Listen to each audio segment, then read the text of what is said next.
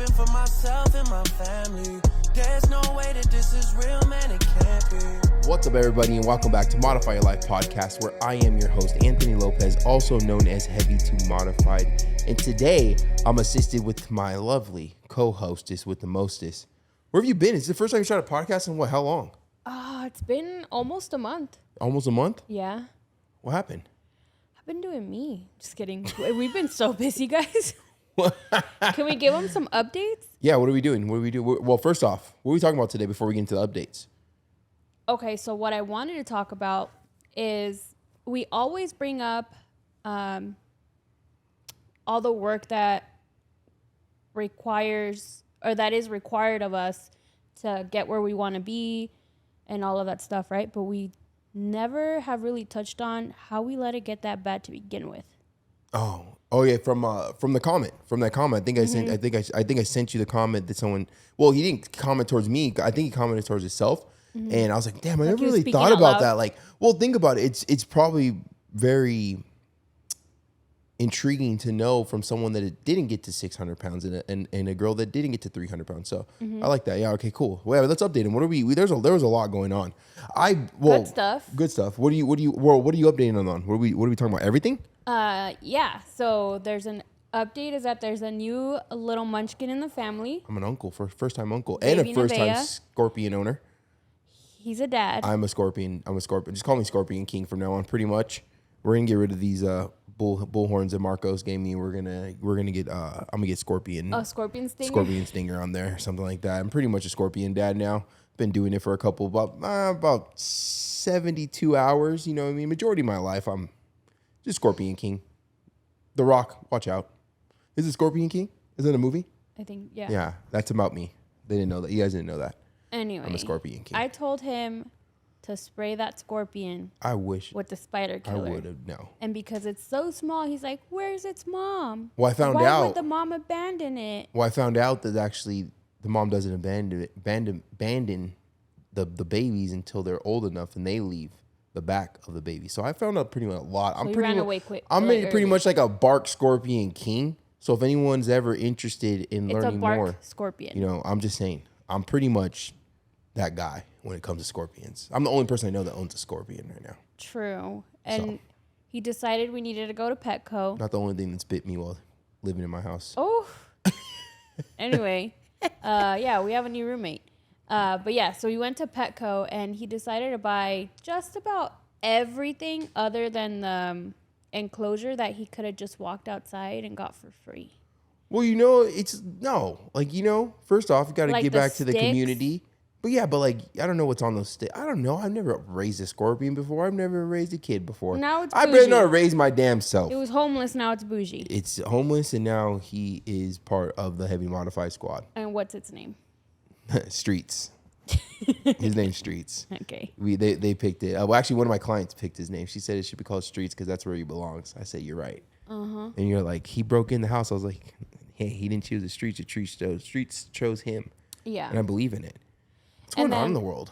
I know. Well, that's an update. And then I believe I haven't been on here since right before Brianna's wedding, right? So since then, we also did another 5K with one of your clients that's down. James. Over at 180, right? About to be my first complete 200-pound down. But tell him how client. much of a badass he is.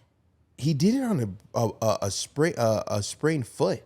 That's He was already hurt, and he was having some, like you said, he was feeling like kind of like off, but he didn't, like, you know, something sprained or a hairline fracture. Sorry, and he just didn't think anything of it. His pain tolerance was really high because we went to doctor. He's like, yeah, you've had this for a while. That's a savage right there. Shout out to my boy James right there. It's so inspiring. You know, that video I posted, there's so many more clips I have with my 360 camera that you were trying to let me buy for content. But anyways, I digress. You know what I mean? So I have a lot of clips, but like he really pushed through, man. And like to really be present and to be his weight loss coach and his life coach, and to watch him grow, he's overcame more than just obesity. Right. And to sit there and to be running with him and finishing this 5K and watching him, you know, for his first time get a medal for running or jogging, it was very impactful to watch, and it allowed me to realize that, like, I really love what I do. Like, I don't want a gym. I want to be able to travel to my clients and and shake their hands and give them a hug and work out with them in their home space, in their safe space, in their comfort zone of where they live, and then I could go home. And then also too, it's not on the expense of my clients, right? It's on the expense of me. And like think about like how I look at it is like how many times are my clients going to come to California? I don't have a lot of clients in actual Orange County, California anyways. All my clients are all over the world. Most of them are out of state. Yeah, most of them. I got Texas and New York for sure, a lot of them. But I get to travel and I get to go and I love traveling. So I personally love that I could get on planes anytime I want because I lost weight and I could fit comfortably, right? Right. So it's just something that, it's a win-win for both of us. And, got to meet Marcos and James and Brianna. And hopefully, fingers crossed, I'll be meeting one of my clients, Byron. Sorry, he'll be doing a 5K in August, and hopefully it's not too close to all my surgery dates and stuff like that. But we'll try to make that one work. It's powerful to me. It's very empowering for me to watch because I know that I don't take all the credit, but I'm part of their stories, and I brought so much value to these people in many different ways, and not coming from just my mouth, but this is text messages I wake up to sometimes. And it just inspires me to keep being a better coach, to keep being understanding, to keep thinking of other ways to kind of get through to people without being mean and an asshole to them.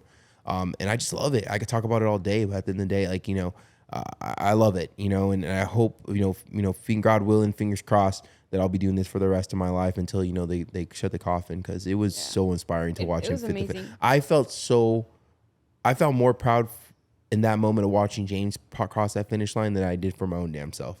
I know. And I loved it though. That was cool. I loved it. It was just and really we got cool to to meet see. his family too. His family, so supportive, so proud of him. Like the conversations we had, like you could just hear his parents and how they're talking so proudly of their son. And it's really, really cool to like, because like none of our parents want their kids to be overweight. Like I know, like, and going off of experience of my grandpa, like I know, like when he was passing away, his thing was like he wanted to make sure his family was good. Yeah. Like he wanted to make sure his family was safe and okay. Then like don't want him to cry. Like that your parents don't want you to be overweight, and their family doesn't want to be overweight. And just the way they were just expressing about how proud they are of him. Like you just like hear like the love in the voice. Like you hear like the just pride of talking about your son. You feel like you almost see it. Yeah, exactly. Yeah. Like exactly. That's the only way I could see and I could smell it when they're talking about James. Yeah. And it was just, I was like, damn, like I was listening. I was in the moment, but at the same time, I was just like, damn, like they're talking so highly of him. Like, and I'm thinking like James is probably so happy hearing this. You know what I mean? Because it's not all the time you get to hear how proud people are of you, right? It's not every single day that, some people grow up in families that don't get a lot of, they don't express so much emotion. Exactly. Don't express a lot of emotion. Don't give a lot of hugs. Don't say that they're proud. Like I always, when I always tell my clients like, hey, I'm proud of you. Like and it's not because I have to say it. It's just because like sometimes we don't hear it. Yeah. And just because we mess up, we feel like we're not worthy of being proud of. And that's furthest from the truth. So I'm just gonna keep doubling down as an online coach and traveling. And, hopefully one day, I'll be on stages and I'll be helping the youth. Working with Mateo right now. Mateo's 14 years old. A lot of people probably seen him on social media. He'll be out here in Vegas in a couple of weeks. So we're going to get him on the podcast. 14 years old. And just, I feel like working with him, and not charging him at all. And not getting him on supplements. I want him to understand nutrition. I look at Mateo as me being able to help my old self, my old 14-year-old self. You guys are very similar. He's funny because he's mad. His mom got mad at him because he was like, she's like, if you keep on eating like that, you're gonna gain your weight back. And he's like, don't worry, Mom, I still got 300 more pounds to go. Because I was 600 pounds. Yeah, I love it. I started cracking up. You guys are very he has a cool ass little dirt bike. I showed into. him my dirt bike too. Yeah, man. It's really cool just to it's like it's really like a comparison of like my godson when my grandpa passed away and how I used to babysit him. When I talk to like Mateo, like he just gives me like I look forward to those calls because he's such like he's a sponge and he's such like a bright light, right? Because he's just always happy and like he's always smiling and he's willing to learn and he just seems to be excited. So I could have a conversation with one of my clients. I'm like, oh, why do you don't listen? Like, let's just go. Like, I believe in you. You could do this. And then I'll kind of be like, oh, how can I get this person to listen? And I talk to Mateo. I'm like, okay, everything's okay. Let's go. Like, Mateo's always ready to go. Like, whatever you tell me, he's like, got it. Let's go. Got it. Let's do it. It's really cool, because I don't want anyone to live the life that I did. I don't want anyone to have to get on a podcast and share how they let their self go, which, I think that kind of alley-oops right into our conversation that we're going to have. Yeah. And I don't know how to express this, but I'm going to do my best too. Okay. Right. Because I've never really thought about it. And I know once we came up with the topic, I try to stay away from remembering until we hop on here. Right. And for me, in expressing how I've let myself go, and I'm not just going to be talking about weight, I'm going to talk about all the wrong things I've did in my life. Okay. Right. So I personally think it started at a young age when, maybe we go off of I always tell my mom, because she always tried to blame herself. I was like, as a child, it was your fault. As an adult, as me becoming a teen and adult, it became my fault. Right. Right. But as a child, I just remember a lot of McDonald's trips, like a lot of fast food. My mom was a single mom. It was me and my brother and my younger sister, my younger brother. And we would always be with each other. We're a very close family. Yeah. But a lot of things was my mom was always in a rush, right? Everywhere we went, she was always 5, 10, 20 minutes late, but we always made it. We always had a good time, but we were always in a rush everywhere. So when you lack, what's the word I'm looking for? Time management. When you lack time management, then you're going to have to eat out of convenience. Yeah. And being a single mom of 3, I she's think a that one-man it was show. 100%. She was a one-man show. So it was just a life of convenience is what I was just brought up with. Honestly, it's safe to say I was brought up with a life of convenience and indulgence. Yeah. Right? Because my mom would always try to overcompensate for me not having a quote unquote father in my life. Right. And so I feel like it was a little bit of that, a little bit of this. And then on top of that, my mom being a single mom. Yeah. So growing up, I was just, all I seen was just really just like right here, right in front of me right now. Let's go. Okay, go, go, go. Here, right in front of me right now. Okay, go, go, go. Like everything was like, there was no time management. And that's just how I grew up. I grew up in a loving, hectic household. Yeah. Right. And then my mom, she would work her ass off, but she would always spend the money. We'd always have the best clothes. We would always be going to Disneyland. So the money would go right back to the family, kids, to us 100%. You know what I mean? So I'm expressing this stuff. A lot of this stuff is, is rooted from my upbringing. And then that led into, I'm not trying to bore you with my childhood, but then let's go into like elementary school. Like I remember being in elementary school and I got really close with the cafeteria lady. Right. And, it starts with a B. I really hope I remember her name. I don't think she's here anymore, but she was already like 60 when I was a kid. I was like 20 something years ago, 30 years ago. And I got really close with her, and because my mom used to drop me off really early I used to get to school really early because I literally lived like seconds away from Pendleton. So I would always be the first person in there, and I got really close to with the lady. I want to say Rebecca, but it's not Rebecca. Okay. Okay, Rebecca. It's not Rebecca. You only wave that. Let's just wait till they're done.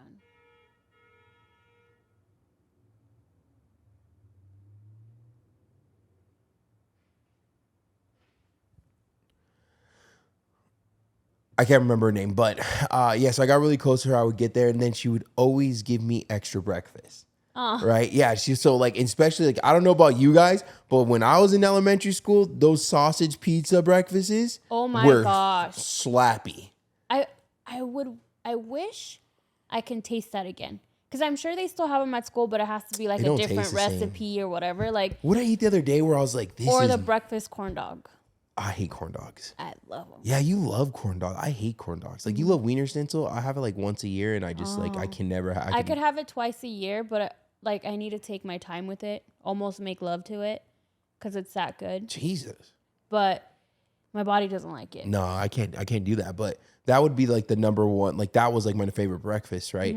So I would always get. So think about it. I'm a kid already chubby, right? I'm literally. I probably should have painted that picture a little bit more.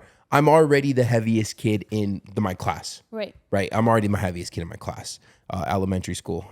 So think about it. Every wake up, right? No, actually, you know what? Actually, I take it back. So I get dropped off at my grandma's house, and my mom goes to work at like 5 in the morning. Obviously, didn't start school that early. So me and my brother and sister got dropped off. We would eat something, or sometimes my grandpa would grab donuts on the way home he gets off at like 2, 3 in the morning. He would bring donuts because he knew we were going to be there the next day. Right. So I would have 2 or 3 donuts. We'll say 1 or 2 donuts with some milk. Right. Okay. We're already at like damn near 1,000 calories right there. In elementary school. Now, I don't know what calories are at this time at all. Like, not at all. But I'm just kind of painting the picture and giving the number as we're going, right? Yeah. And then I would go to school, and I would have breakfast times 2. So now that's already 3 breakfasts I've had before Oh, 'cause 9 the lunch 8 lady would a.m. give you because she would extra. give me always. It wasn't just a pizza. It was every single because they always had extra Oh. food over because that this is back when they actually had to cook the food. You know what I Right. mean? And make the pizzas or whatnot. Except when you got Papa John's, you know what I mean? The Papa John Wednesdays, those days were, man, no one missed school on Wednesdays, honestly. We had Papa John's on Wednesdays. I don't know what you guys had in Moreno Valley. Like, I don't know, maybe it wasn't dirt. Papa Maybe John's. dirt with tapatio on it or something. I In don't high know. school, they had like pickup sticks. No, this was elementary school. Oh, yeah. Oh, No, we're not- elementary we're not school, mad. we had milk in a bag. We're not even there yet. All right. But okay, so then I'm already at 3 breakfasts by the time there. Definitely, I really didn't pack snacks because I always got like the paid for lunch and stuff like that. But we get the lunch and then we had a salad bar too. So I just remember getting my whatever the lunch was. I wasn't turning it down. Right. My grandma would always give me change. So I would buy like 3 cookies. Like they're, decent size. They're like 75 cents for like 3 or $1.75 for 3, whatever it was. Yeah. And then I'll go to lunch and that was like for the 15-minute break. And then I get into lunch and then we had our food cafeteria. And then we had a salad bar thing. Right. So I remember I used to get my food and I used to only go to the salad bar for 2 things. They used to have Cheez-Its or they had goldfish and they had ranch. And I used to put a little bit of salad and I put a whole bunch of goldfish with ranch on top. Nice. Right. So like I'm already eating like a grown ass man right now. And I'm only in freaking like 5th, 6th grade. Right. And like I feel like those habits just doubled down throughout my whole entire life because just kind of thinking back, because I've never really expressed or shared this story like that went this far back before. Yeah. Like for food wise, but like these are just things that are popping into my head as I'm an elementary school kid in Pendleton. I do have a question though. Do you like the way that you made your whole salad, right? Did you do it like that because you were technically unsupervised, or would you have done that at home too? I would do it anywhere. Who eats a salad without ranch and cheese? No, but like I'm sure like the excessive amount of like Cheez-Its and ranch. No, I always ate how I wanted to. Okay, so Like it my wasn't- grandparents would always tell me like I need to slow down. My mom, I don't really remember my mom really like I did the whole Weight Watcher stuff and with my grandma and I did the whole kids YMCA stuff, but I was just a fat and lazy kid. Like I didn't like running. I skipped school on the miles because we used to have to you had to run a mile in like 6th grade, before you hated it. graduated. Yep. I think I skipped that and I got away with it. I was just a fat lazy kid. I was a talkative, fat, lazy little kid who just loved food. and right? mind a mile a minute. And yeah, my brain does not shut up. It does not stop. But that's my elementary school. So obviously, I feel like a lot of my eating habits came from what I seen at home and then like what I just kept doing, right? And then what about your elementary school? Because you've been overweight. But So- weren't overweight your whole life though? No, so the thing is, now looking back at pictures, Mm-hmm. I was just a little bit chubby. Yeah. Like just until I hit maybe like 5th or 6th grade is when I really noticed I felt like I had a problem, because at that time my dad had remarried, Uh-huh. and my stepmom, her clothing size was smaller than mine, and I was only in 5th or 6th grade. But what I love about her is because my dad would like go shopping for me, and or he would send her to shop or whatever. And and this I can never thank her enough from. Like she never shamed me for being overweight. Like and I would try to hide to try on the clothes because it's clothes that I would take back home with, like when I went to go back with my mom, and she would say, hey, like she would check in, like how did it work? I'm like, oh yeah, it works perfect. She's like, well, if anything didn't work out, like we can always go exchange it. Just let me know. And she never Accepting. shamed me for it. That's cool. But in elementary school, even though I wasn't fat, I was just a little chubby, I always had 2 breakfasts too. Didn't they call you the Burrito Girls? Yes. You had a nickname, Burrito Girls. Yeah, me and my cousins. Damn. I have a elementary school story, but I'm horrible at times, people, but I know this all happened in elementary school. So I used to not like the breakfast, and my grandparents live like a half a mile away from where I went to elementary school. So I used to call my grandpa and told him that, I didn't like the lunch. Sorry. Sometimes I didn't like the lunch, right? I was a picky little chubby boy. And so I was like, Grandpa, like today, like the food is blah, blah, blah. There's a couple things I just didn't like. It was just nasty. The spaghetti I hated. I think it was that. I think Because it was just regular noodles and like a spoonful of sauce. I don't know what it was. Yeah. Right. And I was, but for me to be picky and say, that picky and say I don't want to eat it must have been crap. But my grandpa would bring me McDonald's. Nice. He would drop me off McDonald's for lunch. Like He's the best at least guy 2 ever. or 3. Yeah, I know. Definitely. I miss that guy. But he would drop off McDonald's like 2 or 3 times a week for sure. right? The whatever the meal number is with the 2 sandwiches, a large fry, and then a drink. Okay. And that was it. And that just kind of popped in my head right now. So, That's just cute. kind of adding to my obesity as a young lad, He didn't get you he didn't get you a Happy Meal. He got you No. a full meal. He got me a full meal for sure. Nice. Only thing about my grandpa is very interesting about him is that he never let me drink. He didn't like me drinking soda, so he would give me diet soda. But if that's the price I had to pay to eat my McDonald's, happier than a fat kid with cake, baby. Dang. You know what I mean? I don't like in school. I did do the 2 breakfasts because in elementary school, I think it's really cute now. We lived in a apartment complex where in one of the buildings was my mom was downstairs, my grandma was upstairs, and my aunt was upstairs. So every morning, my grandma wanted to get us ready. So she would always do our hair. And she would always make us breakfast because she wanted to make sure that we ate before we got to school. Because what if they ran out of food or something? It never happened, right. but that was like her scarce mentality. Mm-hmm. So she would always make us either a burrito with leftover food from the night before or an egg sandwich. And her egg sandwiches were the best. Burrito girls. Yeah. I'm just like calling her burrito girl now. BG. She would do our hair and then give us our burrito wrapped in a napkin. And then right in front of the apartment complex, the bus picked us up. And we would be with our burritos, all 3 cousins, well, actually 4 cousins, waiting for the bus. And all the other little girls from the bus would be like, oh, here come the burrito girls. And I would feel so bad, but I still eat my burrito. They're just jealous because their parents were cooking for their asses. They were like, you're eating at school for free. You better wait. You know what I mean? There was a couple times I would slam the burrito before I got into the freaking bus. Hell no. And I love, that's dope. I want to be sent home with a burrito. I want a burrito now. And then in elementary school, I ate my breakfast there too, and lunch. I didn't get extra stuff, but what I did do a lot, because again, a lot of my cousins went to that school, was I would drink a lot of I would drink the two, because you know how they would give you 1 milk, 1 juice. Mm-hmm. So I would do 2 and 2. Easy. The milk with the plastic, you stab it with the you bite in the bag. Yeah, life was so good. I want to buy those. And again. the orange juice in the carton though, that was bomb too. No, I used to get apple juice, but it used to be in a little plastic thing. You just stab it, and then you drink out of it. Actually, my favorite one was a raspberry juice. Yeah, we had strawberry milk, strawberry milk. No, we had chocolate milk, white milk, apple juice, orange juice, and then, a raspberry or something. The raspberry little carton. Now that wasn't a carton. Good. Those slap. Mm-hmm. You know what? No wonder why I was fat. I love that stuff. I still like it now. I wonder if I could buy those little milks in a plastic thing. I wonder if I don't think it even tastes like real milk. Well, at school, I didn't eat more than whatever I was given, but my issue with food really stemmed from it depended on whatever emotion I was going through, because I had a really tumultuous childhood where there was either a lot of abundance or absolutely nothing, super. When it was good, scarce. it was good. When it was bad, it was bad. And then there was a lot of family issues. So when there was a lot of fear always for different things that in my life, and food made me feel safe. Yeah.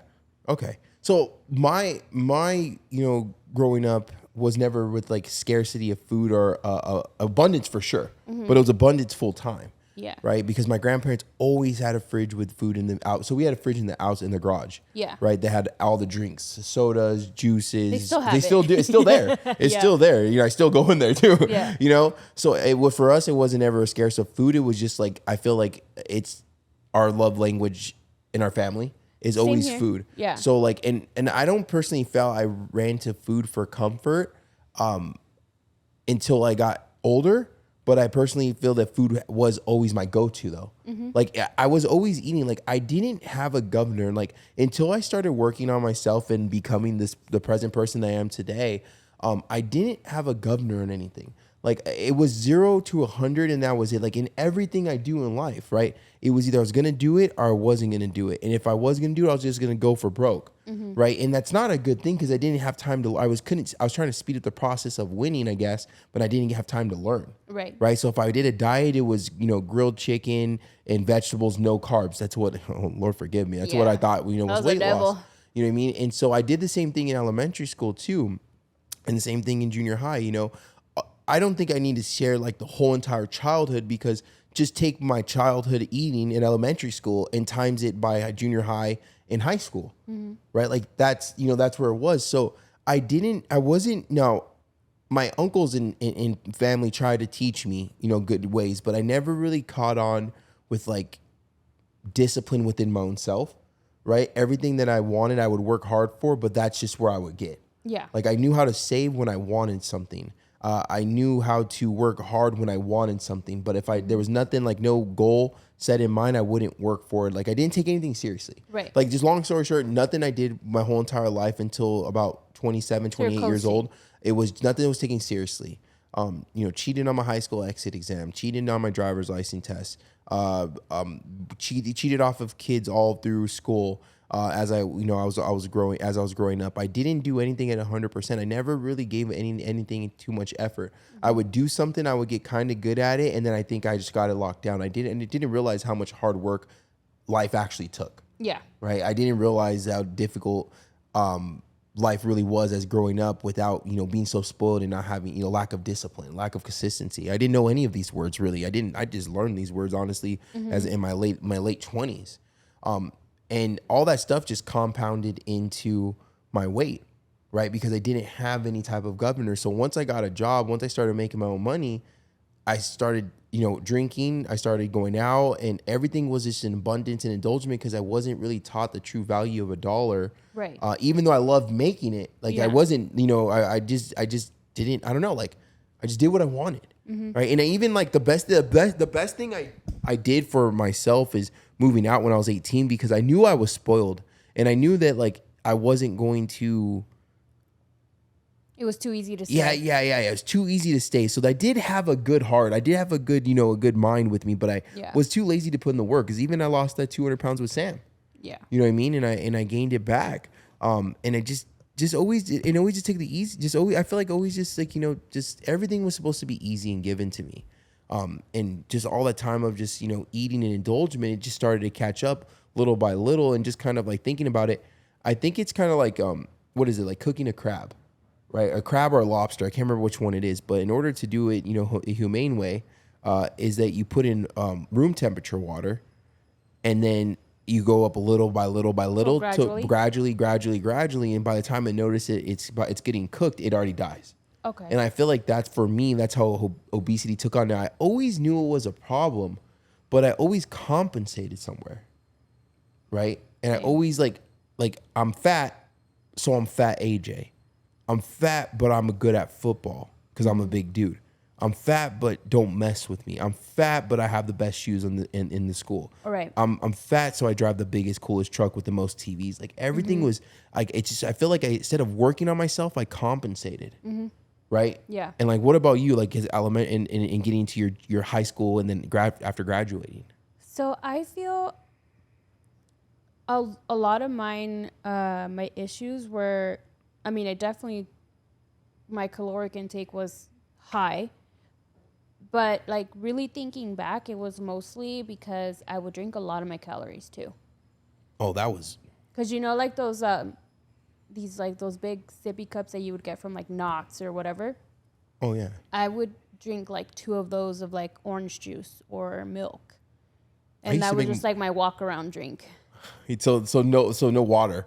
Yeah, like I don't even think. Not really. I don't even think I even drank water as a kid. Like I'm pretty sure I did, but you know what I'm saying? I drank water, but when I drank water was when like if I was doing dishes and I'm cleaning up and then I wash my hands and then I would go like this with the faucet. Oh, the water! Oh no, the water with the hose was the best. Oh as yeah, a kid. I think I did. So I think the only water I drank as a kid. Good. I just that was just so refreshing. Yeah, the water out of the hose. That was the best water. I think that's the best water to this day, honestly. But I think my when I really started having an issue with food and how I let it get that bad was when we moved in together. And you just shared. I didn't know this until recently. Your mom's biggest fear was you getting fat as I was because I already came in the relationship around 480, 500 probably. I think you were low 4s. Low 4s? I was on the yeah, I was low 3s. Because you were still with that coach. Yeah, right, yeah. But then I started gaining weight after the car accident. Right. Right, yeah, okay, cool. But either way, I was still a big boy, and your mom didn't want you to get as big as I was, and at that time, I gained 300 pounds. So I mean, since we started dating, I roughly gained 300 pounds in the whole entire, like within the first half of our relationship. And I gained about 120, 130. Damn, that ain't fair. Yeah. So that's when I really. So high really school wasn't. started- I don't want to skip because I do want to kind of take Kenny to like share because like these people could be listening that are younger than us, right? Mm-hmm. Hopefully, and kind of where I noticed we're both building a pattern of just like indulgement, right? Yeah, and just there lack was of there care was health. a lot of actual what is it called closet eating. Yeah, same. And it for was me. a lot of but every time it happened it was because something was happening in the household, so I would be anxious, And then you would want to just eat. and then when I would get those feelings of being anxious or I feel like I'm in danger, because your body reacts to stuff like that, and then I would just like eat whatever's around. And it's crazy because when I would feel those emotions, like there was no filling that void. Like I could just keep eating and not get full. Well, I think it's like it was your safe space. Yeah. Like it was literally like that was like your safe space. So for me, I just ate to eat. Like I didn't do it out of like it became out of comfort. Right. But like think about like just kind of as you're sharing this, I'm kind of thinking like everything was times 2. Yeah. Like everything. Like think about when we first started dating. Did I ever order one thing from anywhere we went? No. And then you still don't like to do it, but you would never share. Like even, it's cute when you share when you're first dating. You would eat 99% of your food, and then the last bite, you're like, oh, did you want some? And I'm like, I've been sitting here for 20 fucking be minutes. happy I gave you that last bite. That's the best bite. That's but love. you would be digging in my food the whole time. Well, shit. Equality. I paid. I paid for it. Actually, not in the beginning. Yeah. We were going halvesies. Damn. Mm-hmm. And I was fat. Yeah. I broke the code, boys. I broke the code. It's it. We broke the book. Cute. Yeah, I know. I got a nice smile. I think it's what saved me. Yeah, everything was times 2. Mm-hmm. Everything was times 2, and I feel like elementary school times 2, right? And then thinking about just like junior high, right? Something's popped in my head right now. And when I was growing up in junior high, we had the salad bar. So the food portion got bigger. I was getting bigger. Right. That's when the bullying started, stuff like that. You know what I mean? And we weren't going to talk about the bullying. That's a whole nother. They tried to bully me. I'll fight. I was a fighter. But then just thinking about this too, I used to have a babysitter, right? And at that time I would walk there because she was like Hina? literally, Hina. She would babysit me, and she lived about, I would say for me it felt like 10 miles, but it was probably like it was like literally probably a quarter mile, if that, right? It felt like 10 miles for me, right? To the point where I like end up taking my bike to her house so I could ride it back from our to school and back. It was only like, you know where it's at? It's literally oh no, it's not there. To your mom's older person? No, because you don't know because you weren't born in Orange County. You're born in that desert or something like that. I Actually, forgot. I was born in East LA. So No, check you're yourself you're from Reno Helly or something like that. I don't know what it was. But anyways, it wasn't that far at all, right? It was less. It was we're gonna say it's quarter mile, right? And I felt like I used to hate that walk, right? But every single time, like I was just thinking about this trip that I would do to Del Taco. Now I had a problem walking to her place, but I didn't have a problem walking past her place to go to Del Taco, which was like probably another quarter mile away, right? But I had no problem going there and walking there because I get Del Taco. But just thinking about my order in 7th grade, I would get the chili cheese fries. And the crazy thing is about this, I don't like chili cheese fries. But I ordered it because that's one of the biggest things you could order on that menu. Mm-hmm. Same thing with garlic salad fries. I'm not even a big fan of garlic salad fries, but I ordered it in nachos because order them all the they're time. because they're the biggest thing on the menu. That's what I went for, and I built a habit as a kid. Mm-hmm. So I would order the fries, I would order the burger, and then I would order 2 bean cheese burritos. And I think fries. Did I say fries? Mm-hmm. Oh, yeah, fries, right, with the secret sauce, the white stuff. Right. And that would be all like 4 or 5 times a week I would order because my mom would always give me money. Mm-hmm. Right. So it's like, think about that. Like I didn't order a burrito as a 7th grader. I ordered 4 or 5 things off a menu 4 or 5 times a week. So my indulgement just got bigger, and that's what Did it feel and I'm like painting this indulging? picture now. No, it felt normal. Like I'm like painting the picture. You're just eating. I was just me. Now I knew I was fat at this time, right? Mm-hmm. And I knew that I was a big boy, but like it was like I grew up with like a family. It's like, oh, he's big bone. Mm-hmm. Oh, that's just our that just runs in our family. Like no one runs in our family. They just love you too much. Like, yeah, but it was just no. But like these are excuses my adults gave theirself, in which I, like one time I heard like someone say, talk about having what's it called, thyroid problem. They can't lose weight in my family. Uh-huh. And my mom's like, yeah, I think AJ has that, and I ran with that for years. Okay. Like so many, like all these excuses we hear now, you know? And just thinking about it, just, you know, going off of it, every year was times 1 or times 2, times 3, times 4, times 5. And think about that's the sizes that I was going up to, because I was already, you know, shopping at Big and Tall and like damn near junior high. Yeah. Going into junior high, right? I was at that cusp of like too big for normal clothes, so And I your had to mom get fat boy tried clothes. really hard to still make Oh, you my mom apply. would. My mom would literally spend for school. When I was going into high school, my mom would be probably gone school shopping for me because I didn't want to do it because I'd rather be at home playing video games. I did play football and stuff like that, Yeah. but that's the most you got out of me, right? And even practices were really So you half-assed. wouldn't I go could have lost a shopping lot with of I could have lost a lot of weight in high school if I would have learned proper nutrition and really took it serious. I could have lost all my weight in high school, but I played football, so I earned fast food. And then we used to go walk across the street then I drove in high school. So we go across the street to Burger King. We would go to I forgot the name of the place. I can't believe I forgot the name of the place. But Alberto's? no, that was too far for me to walk. Good luck. But no, there's another one. I just can't remember the name right now. I can't believe it. We used to literally damn near live there. But anyways, we would go to these places and get this food and stuff like that. So everything was indulgent. So I was burning a lot of calories as a big boy in high school, but I was out eating that, right? Because fast food for breakfast every single morning. I dropped my brother and sister off at school, and on the way back from dropping them off, I would stop and get Burger King. Right, so it's like the little things like that turn into big things. And I'll go to Taco Bell, because literally Taco Bell was, you know, right across the street from my high school. So everything was just indulgent, drinking every weekend. Once I got into drinking, I never got into that. You know what I mean? Like everything was just indulgent, and just like, you know, the question was like, how do we let ourselves get so big? I hope you're listening to the story, because everything started compound interest. Right, until my weight, until it got to as bad as it did. It's like little by little by little by little, and then like your pants start to not fit, and you're like, oh man, I over dried them, they shrunk. Yes. Or my mom would be like, and I believe that. Yeah, well, my mom would wash it like, oh, I think I shrinked your shirt, but she knew I was getting big, and I think it's like that. Just, you know, not trying to speak for her, right? But I think it's like that. I want my son to feel as normal as possible, even though he's at this big size, because she was pissed off that the coach for football didn't tell us that he didn't have my size for freshman he didn't year. Accommodate. And he didn't, and not that he didn't accommodate, I guess because, you know, he didn't vocalize it, and she took 2 pair of pants and sewed them together for me to play. Like and then the belt didn't fit. So she went to her sewing lady, and she had to find the material that the football belts, because they're really cheap, like little cheap material football belts are made of. And she pounded it, and she made a long ass one so I could wear it for football. Like she made it get done. So it made it done. So like one is like, yeah, oh, like that's so cute. She loves your son so much. But also I think that kind of falls into that. I didn't realize how difficult life really could be, because I had such an amazing support. She wasn't addressing the root of why we have to do these things. Yeah, exactly. And also too, it was, you know, my mom's biggest thing was, you know, do as I say, not as I do. But that's very hard for a kid to take in and understand, because I'm going to do what I see.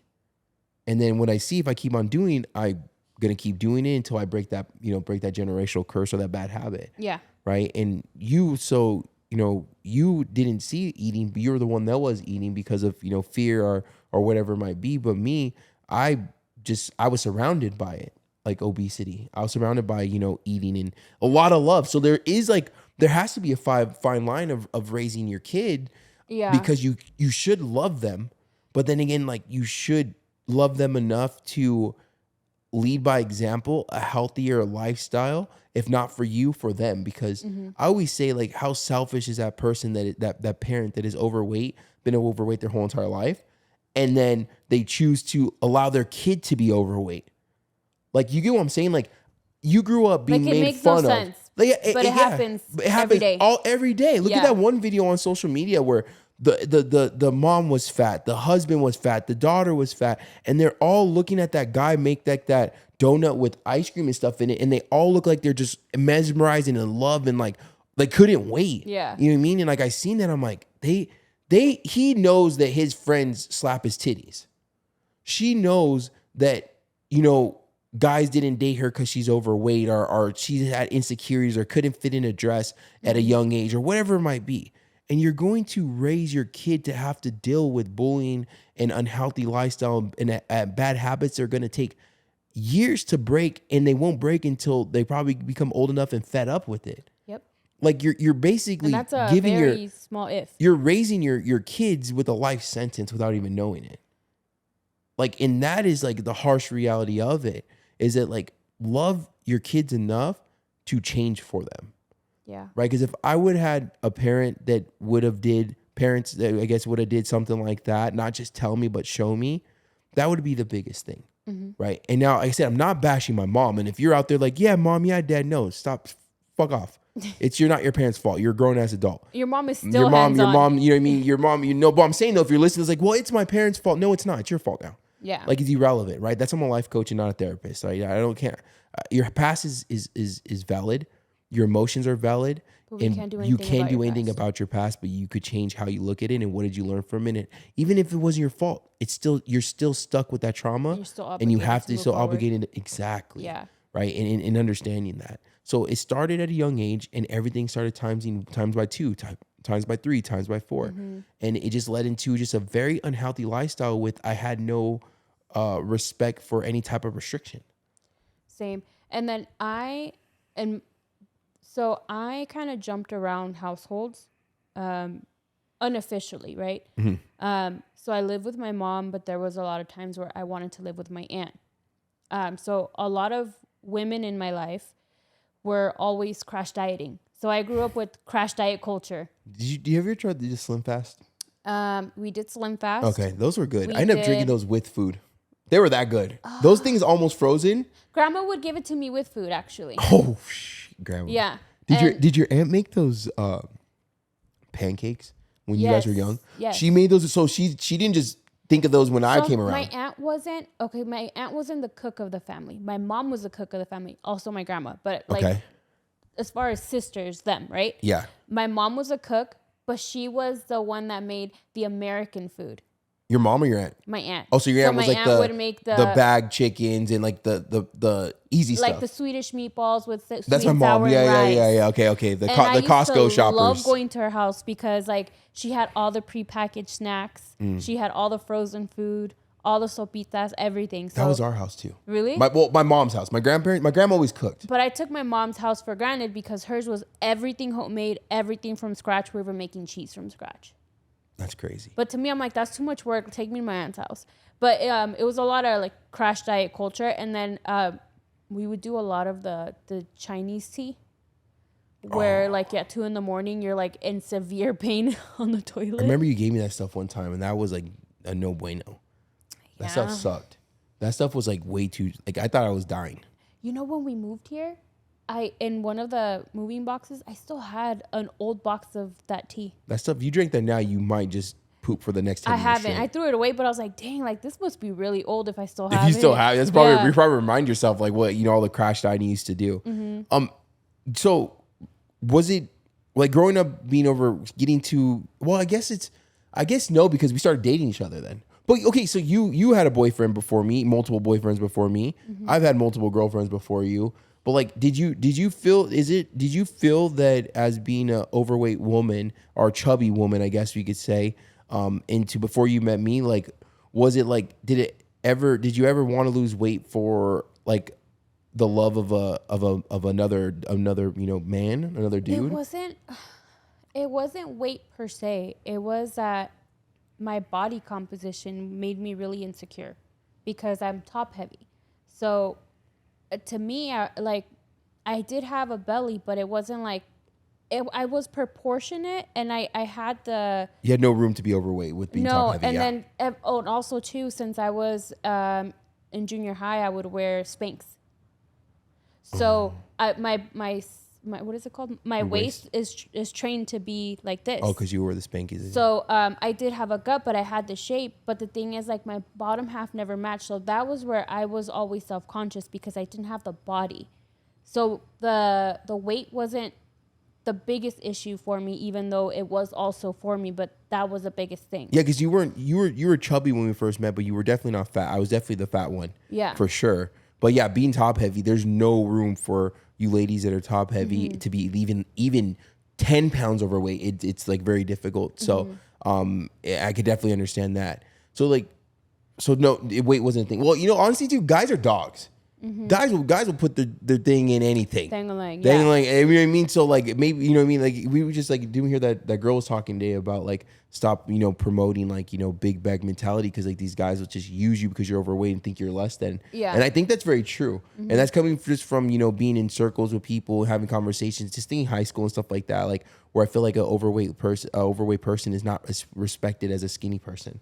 And I'm talking about both sides of it. I think it's safe to say both sides, because me, I've never wanted to lose weight for a girl, but I know, so I adapted to that type of lifestyle where I knew that there was a girl that I liked. I know there was a girl that I could hang out with, and I know there was a girl that I could date. Right. And like, Okay. and I adapted Like to levels that. to it, There was right? levels to it. Now, all three of them were my friends and close with me, but I knew I never had a chance with, with, So you wouldn't even try with the it? first. So I wouldn't even attempt to. I would make them my friend before they made me their friend, because I felt like I won that battle, even though You'd I really friend zone lost. them first. Yeah, exactly. Even though I didn't want them to be my friend, I just had no option, because I mean, and it's no shame to anyone, because at the end of the day, like that's not, no one ever wakes up. Not, well, out of 99%, 100% of people, there's only 2% they're gonna wake up and say, "Oh, I love fat dudes." You know what I mean? And I'm only speaking from a male's perspective. So I didn't have the first shot. And the girls that I did get to date, not saying, I don't think any of my girlfriends have ever been ugly, but No, they were cute, actually. but The ones definitely I've it was a seen. lot of hard work, right? It was a lot more than like my close friends. We go out to a house party. They would all be making out with someone. That was never me. It was always how to get to know me. It was always the, oh, shoot, that's your truck. Oh, hey, you guys want to go to the next party with us? They see that I'm the one starting the Electric Star. Electric Star was really popular back when I was in high school. And like, they seen all the TVs and stuff. So I had to really work hard. Definitely You always had to have the wow factor. Always had a wow factor. And even sometimes, majority of the time, that wouldn't work. Right. So it was never I personally feel like it was like for me until like your I kind of looks. met you. Yeah. Right. I never thought I was ugly, but I definitely lost a lot of my good features getting morbidly obese. Right. We Like both did, and we both also didn't realize it until now that we look back at pictures and we're like, dang, like you really look like that? I didn't see you like that. yeah, no, I look back now, I'm like, damn, I wouldn't have dated you if I'd have seen that. And same. Damn. It's a cold world. No, but I'm just talking crap. But well, that's one thing like about our relationship is like, even though you were not my type, as in me being material or not materialistic, as in what's the word? Not materialistic, aesthetic. It right? was body wise. It was more, well, I mean, yeah, it's because I was the more of a face butt card guy. never declined. No, you were never ugly. No, for sure. Never, face was never ugly. But I was always a butt person, and you had boobs, and I like butts. But like you weren't like 100% like what I would like go for, but you liked me for me, and that was cool. And we had a really cool, good time like right off the back of hanging out, not in the house party. I'm talking about outside of there. Yeah. Right, when we would go hop in the Camaro and go to GMR and stuff like that. Like we just really vibed, and I feel like that's what brought me super close. So I know I was your type on the jump because you just like big boys.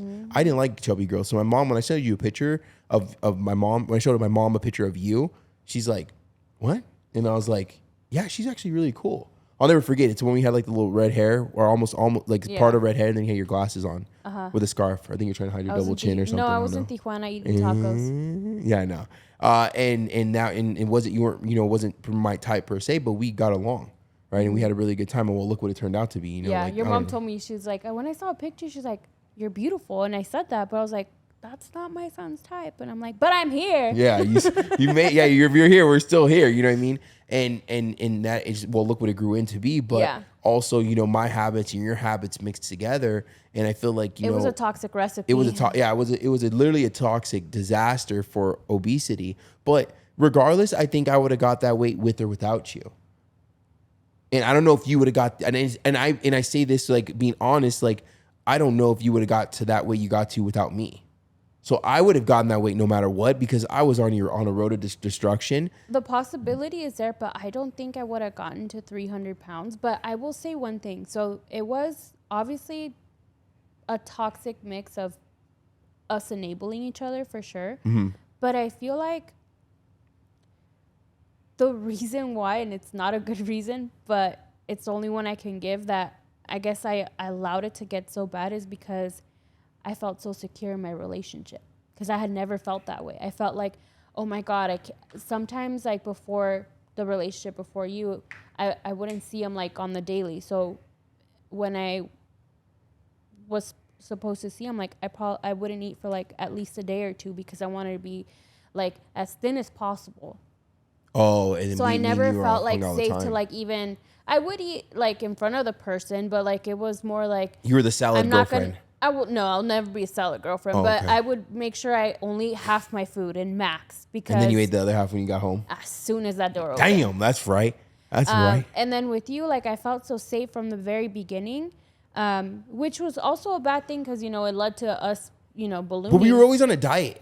I know, but Like, how did I gain 300 pounds but and everything be on we a diet? decided together. Yeah. But So- how did I gain 300 pounds? Well, On a we'll diet. say 200. We'll say 200 pounds because that last 100 pounds, like that one that pushed me over the 600 mark, was Grandpa and I. And like I didn't live in my own house. For some of you might not even know, I didn't live in my own house for almost a year. I lived with my grandparents because I took care of my grandpa have full to go time. visit him every and day. you would have to go visit after you got off of work.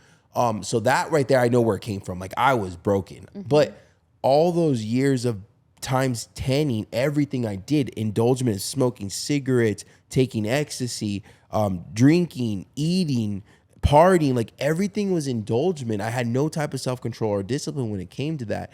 And I can't be one of those people to say that I would use to run to food for comfort, but again, it started to come to comfort, right? Especially within the last 2 years of my grandpa, before a year before my grandpa getting sick, and then that year of losing him, of him being sick and losing him. I definitely food was comfort because I didn't like drinking. I didn't like how I felt being hungover. And I couldn't drink every day because I had to be there for my grandpa. Right. But food was my alcohol. Food was my my feel good. And it was there my release a of never-ending happiness. supply in that house. Oh yeah, the whole entire time my grandpa was sick, you would think that there was a party every day revolving door because it of was just people dropping off the best stuff. so many people love my grandpa. Yeah. And so I constantly was eating instead of taking to drinking alcohol or getting into drugs. I know that I didn't want to do that, but food was like now my comfort. The safe choice. Right? So when I felt like crying, I would go and warm up something. And I got to the point where this is where I realized Just that to I keep actually yourself would busy. binge eat is because I wouldn't wait for my food to get even warm. I would take it out and take a bite of it while it's cold and then press the microwave back to the minute and a half. So if I put it in a hot pocket for 2 minutes, right, I let it go for like a minute and then I took a bite of the end because I knew that was going to be cooked first and I put it back in for the rest of the time. Dang. Right? Or I would put something in the microwave and pick at something in the fridge while that is cooking. My indulging and my binge eating got so bad where I got anxious and nervous and excited to eat all at once.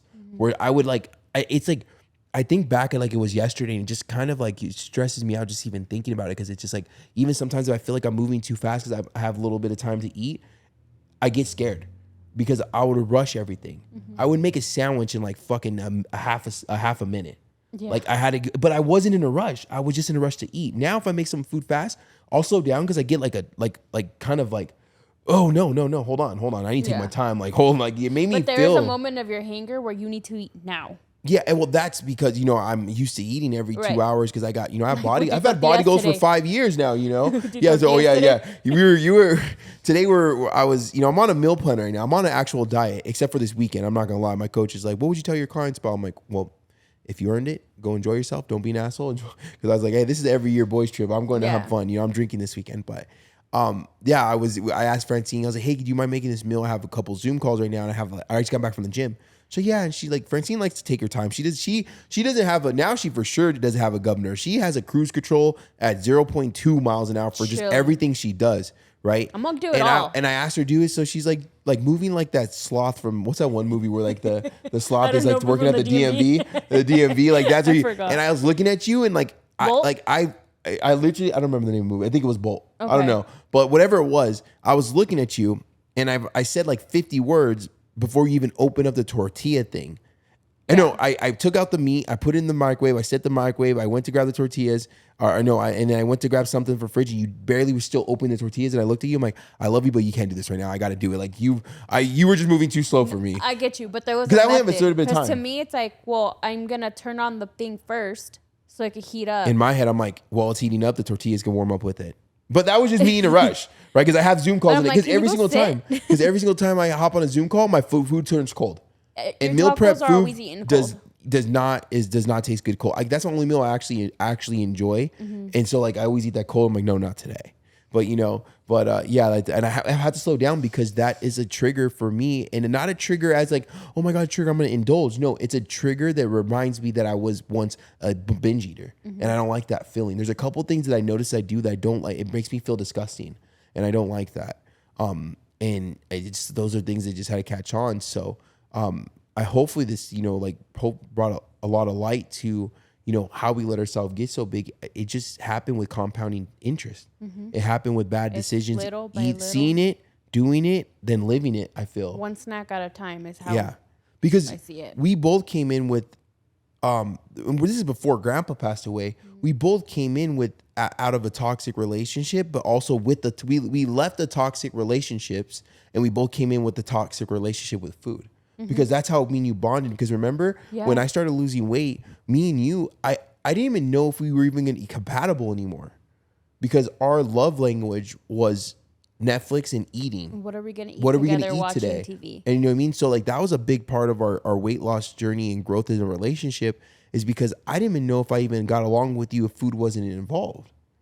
Like I personally, and it sounds so horrible to say this, but I don't personally feel I knew who my girlfriend was until like we actually started this journey. Because I feel like we were just agree. we got along with each other, but it was always like with the connection of Around food or some type of car. Because even when we're on vacation, even when we did go to car shows in Vegas, or we went to the river, it was food. like there's one time that I feel like we actually had a real date that still had food when we went on the jet ski. But we both rode a jet ski. We both were on a jet ski, so that had to be. Yeah, but that was when my weight was like starting to become an issue. Okay, where I was you gonna could say- physically see my face already looking like really bloated. Okay, yeah, we have that photo of that because we never rode a jet ski again after that. And then now I would ride with you. We ride jet skis all the time.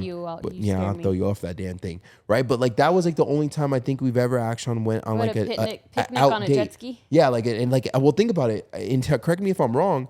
I think that's like the first time we ever went on an outing, like an actual date of that it wasn't revolved around food. And even then we had picnic stuff, but like that's the most active we did. It was an activity. It wasn't like a food thing. Yeah. And so when I started losing weight and I started realizing like this whole life that I lived of indulgement, I didn't know if we had anything in common. That makes a lot of sense. I would never think about it, but it makes a lot of sense. And then actually I wanted to touch on something. You know how you said that your eating got like really out of control when Grandpa was sick? Mine got really bad too during that time. You know what I'd be curious to see? Everyone's seen my photos before my grandpa passed away in a year later. But I would be curious to look back and see our December 2018 and January 2019 photo of you, right? Because I was so selfish during that time. I don't even remember. I couldn't even tell you what you did other than that one. I know we went on a vacation, but that was it. So like I would be curious because I went on vacation with your body, not with you. My soul was there, but my heart was I gone. understood like 100%. Like I didn't take it personal, but like every day I was going to do it regardless, but I was like required to go visit you as soon as I clocked out of work. But what would happen every single day is you just wanted to know that I was there. So I would go sit in the living room and you would pay no mind to me. Because you were other than food, even though I didn't show it or talk about it, you were that one thing that was normal to me. Like as I was going, like I was in a shitstorm. Like there's stuff about my grandpa's passing away and the cancer that I still haven't shared that I can't even bring up with. I'll change the subject in about 20 seconds of this conversation. And it's not that I haven't healed from it. It's just when you see certain things, it's difficult. You know what I mean? And you could be over something, but still have that vivid memory of what you've seen or what you've heard, right? Like the situation with my dad. I could never not see photos of him murdered again. Like it's not something that like I want to keep locked in my head, but I've seen videos and photos that I wasn't expecting, and they're now embedded into my head. And think about it, I didn't see my dad I haven't talked to him in years before this happened, and that's the last actual photo I remember seeing of him. Right? So it's like certain things like that. So I don't talk about this stuff not to be like this, oh my gosh, no one understands. It's just like I just don't feel ready to talk yet. And it's been years. And hopefully one day I could get on stage and share that story and everything I've overcame in the battles. But like, I just can't do it. But one thing I can say is like, you were that one normal. Like, even though you were also hurting with me, it's like I felt like maybe because you weren't blood related, like you were like the normal, one bit of normal I would get in the day, because I woke up every day not knowing if my grandpa was going to die for 4 months. Right? Because you know how cancer works. You're here one day and you're happy and they're singing and they're this and they're that, and the next day they're now getting fed in their mouth. Like, you know what I mean? And it's a difficult thing, and I knew what was to come, but I didn't know it was that extent. Because when my Uncle Dave passed away from cancer, everyone kept me away from it because I was a kid. They protected I was you like from only seeing like too 13 much? years old. But this time nothing protected me from seeing it. It was life. It was a reality. But I know for sure that even though I don't remember a lot of that year, other than, you know, what I remember from my grandpa, I know that like you were that one normal thing I had that made me feel good. Yeah. But yeah. I remember like you just wanted me to just to like be there, but you would be doing other things. Or sometimes you would sit next to me and then it's like you're in your own world. No, yeah. I don't remember. And which is so interesting, right? Is that a lot of that year I feel like my brain is like blocked away from me, but all like the funny stuff too. I'm also the funny stuff of it. There's some funny stuff. There was a lot of there was also a lot of things where I'm like, damn, you know, it was very difficult. But I know that during that time, I just needed something, what I felt that was normal, and I needed food for comfort. Now that's when I started running to food for comfort, right? I would get to the point where I would eat so much I would throw up in the restroom, right? Because I would, in my head, right? In my head, I'm sitting there at the table. It's 1 and 2 in the morning. I know my grandpa's about to wake up because his sleep schedule was all crazy from the morphine. And my mom would bring Denny's, and then she would get tired and leave and go to sleep. And I would just be sitting there and I would be eating, and I would be full, telling myself to not eat. And I kept doing it. I just couldn't stop. Yeah. And I was full 5 minutes ago, but yet 10 minutes later, I'm still eating. Right. And it just was like that. I just needed like that quick dopamine. I just needed that quick high because like I was really hurt. You know what I mean? Yeah. And that was the one thing that, you know, it's so crazy to say this. The one thing that I ran to that would never hurt me was actually the one that was hurting me the most, right? Because it helped me get to, you know, it helped me. It's fault. It's my fault. But you know what I'm saying? Yeah. I was doing What were you doing at home? so much eating. Because I worked from home, obviously, at that time. And I would, so you were gone. So I didn't really have to make breakfast or, you know, do any. I don't even think I did your laundry for what. No, when you were gone. my grandma did that. My grandma Gloria. So I would get up and I would go to the burger place next door. I forgot the name, or Jack in the Box. But I would get usually that really big burrito. And then for lunch, I would either do the Thai food place next to our house. I would do like the really big like barbecue plate. But then right next to it, you know how there's like a little liquor store? I would get a bag of chips. I would get an ice cream. I would get 2 sodas. And I would get candy. But we were too broke. Yeah. But I would eat this like, it was like robotic. It wasn't like I'm stuffing my face so fast. It's just like every couple minutes I'm taking. So all day long, all I'm doing is chewing and eating. And then after that, I would clock pick up out, food and come and see then us. I would pick up food, go see you, eat whatever's there too, because there was a lot of pastries, and then I'd be so sad every night. And as soon as I would leave you, I would hit another drive-through. Oh damn, we're triple dipping. Yeah. I didn't know that. Or I would, to save money, if there was like a night that you didn't want me to come, in the morning I would do the whole routine of the burrito or whatever, and then for dinner I would order 2 pizzas with the was it the lava cake or something? You and grandma were just going ham then, huh? No, it wasn't like we were eating together. I would get the 2 pizzas. I wouldn't eat a full pizza, but I would eat maybe like, in one sitting I would have 3 slices, and then like an hour later I'd have like 2 more, and then by the end of the night I would finish it. But then in the next morning I'm like, well, I have breakfast.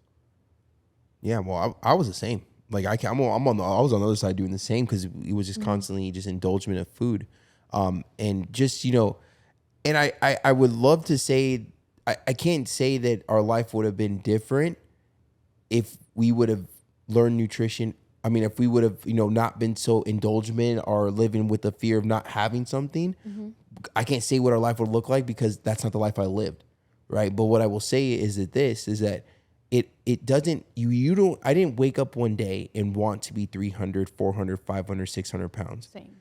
I woke up every single day taking action to become that size and making it feel normal. And I think that's why I have so much, and I shouldn't say hatred, right? But that's the first thing that came to my head. But I have so much frustration towards these people that are promoting an unhealthy lifestyle because you're so selfish that you gave up on yourself, that you want to see other people go through that life of feeling miserable. Not that people, and I don't care about people making fun of you. I don't care about that you can't fit in every single clothes or fit in the airplane or you can't ride roller. I don't care about that. I'm talking about the pain and the resentment and the frustration that you have with yourself. I don't care about how other people look at you, right? And as much as I would say that I didn't care how people looked at me, it all hurts. We're human beings. It's more of the fact of like, I was once a person that said I would never be 400 pounds. Yeah. I was once a person that said I would never be 500 pounds. I wasn't was even a once thought. a person that said I would never be 600 pounds. And it kept going up and up and up because I'd lived a life of indulgence, lack of discipline, lack of consistency, lack of self-respect, lack of just knowing that life is difficult and it's okay to go through a hard time and still make great decisions. You know what I mean? And that's how I feel I got to the size I was, is that my actions led me there. I didn't wake up at 600 pounds, 650 pounds one day. Yeah. It actions over the X amount of years that led me to that because it's what I seen and then it became what I did. I think, and it leads you to one day you're going to look at yourself in the mirror and be like, whoa, who is that? Because it's happened to me before. And then I think what was the most,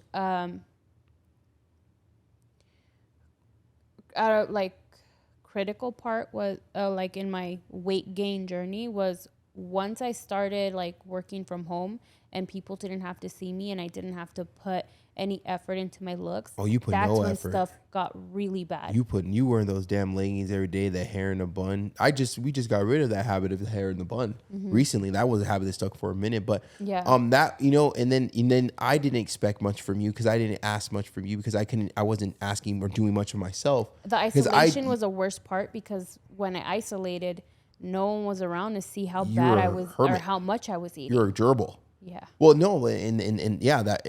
Yeah. And we're not talking isolation of COVID. We're talking about isolation because I was dealing with my grandpa stuff and you were dealing with me dealing with my grandpa stuff. And we both just ate our emotions away. So I'll tell you right now, running to food doesn't help anybody. And if you're, and I always say this and I really hope it really sticks, right? Is that you don't wait till you're 600 pounds to change your life. And don't listen to the story like, well, he was 600, so he overdid it, but I won't.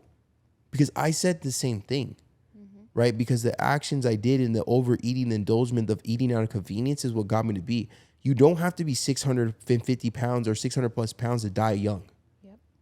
Like you don't. And even when I lost 100 pounds from 650, I still could have died any second, any day. I was still 550. Like, Yeah, we're don't gambling wait. life every day. Don't wait for that rock bottom. Like, don't wait for that 500 pound rock bottom, that 600. Don't wait for that depression rock bottom. Don't wait for those suicidal thoughts. Like, really taking this knowledge, and if we brought things up that you notice yourself doing in habits that we had that you now have in your life, and you're noticing like this in this rage or this like this anxiousness to eat, control this, right? Turn that into something to become active. Because I'll tell you, I don't know about you, but all I did is I took my addiction to food and I put it towards things that made me better. I still 0 to 100, but I do things to 100%, but I gradually learn it as I go. But my goals still get to 100%. Right. I signed up for jiu-jitsu. I already have a tournament in 2 months. Like, you get what I'm saying? But like, now I'm learning, I'm training hard. Like, now I'm putting the work to get to that 100% when that time comes. But You're chasing a different high. Yeah, exactly. I still have that all or nothing mentality, but I'm willing to learn as I go. And I feel that it's something that we need to take a look at our life and see what we're doing and why we're not growing the way we want, or why we're growing, like as in weight wise. And we need to fix it. We need to understand that knowledge is power. And yes, you're like, oh man, like, oh, nice advice of a podcast. Knowledge is power. No shit. But you hear me say it and it sounds so easy, but yet you don't utilize it. Oh. right? So it's not as easy as it sounds, because knowledge is power. The more you know about things that you want to do or become, or nutrition, or working out, or cardio, or macros, or business owning, whatever it is, the more successful you're going to be as long as you take action with that knowledge you know. Yeah. So, well, yeah, knowledge does corner you to either take action or acknowledge that you don't want it. and that's the hardest thing that's the toughest thing you're going to face. Because when you have to admit it to yourself, that's a doozy. Oh man, when I've I looked in the been mirror, there. when I looked in the mirror at that, I literally look at you, get like goosebumps just like thinking about it. You Like, did? Yeah, no, it does, because like I looked in the mirror and I didn't recognize myself. Same. Like I looked in the mirror and I had black on my fucking forehead. I had black all around my eye. Now it's here because I have loose skin and it's still there, but it bothers me, whatever, it's there. I had black on my forehead, black on my neck, black around my eyes. My teeth were yellow. I fucking, I couldn't even see the front part of my boxers on. I was fucking bigger than this big mirror that we had. And I looked down and like I like my feet were fucking like I barely saw my toes, right? Because you kind of go like that a little bit. Yeah. But like I looked down like from looking at the mirror, and I looked down like that, and I seen like my feet were ashy, like my toenails weren't clipped. Like it was just disgusting to see. And like that's not who I was raised. Like I was fat, but I had confidence and I had hygiene, and I had nothing. Like literally nothing.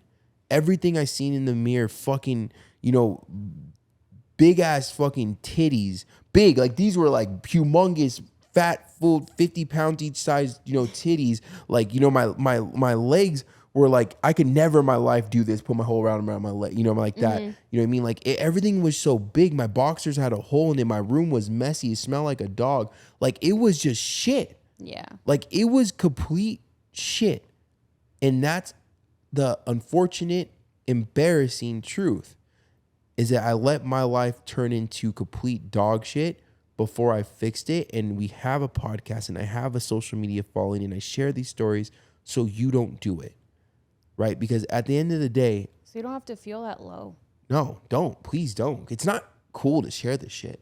It's embarrassing to know that I let the person that was raised with a loving family in such high confidence let myself become that. And then to think that I thought I was the man of the household. I wasn't shit. I had bigger titties than you. You know what I mean?